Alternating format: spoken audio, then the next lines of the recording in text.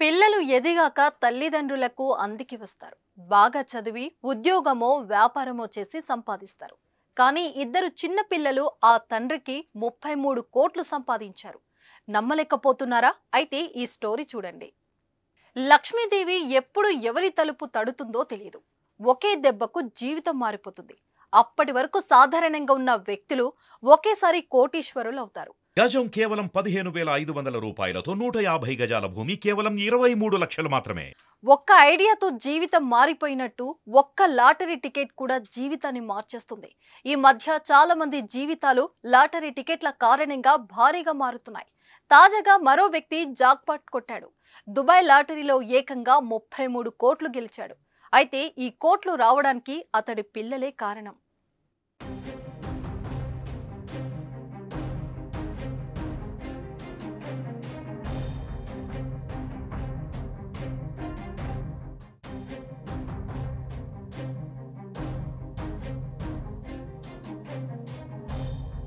కేరళకు చెందిన 40 ఏళ్ల రాజీవ్ ఆర్కిటెక్ట్ అనే వ్యక్తి యుఏఈలోని ఆల్ ఇన్లో ఆర్కిటెక్చరల్ సంస్థలో ఉద్యోగం చేస్తున్నాడు.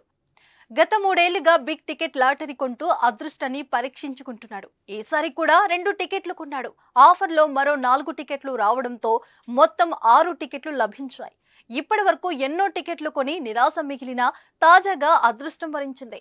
బిగ్ టికెట్ అబుధాబి వీక్లీ డ్రాలో అతని పంట పండింది.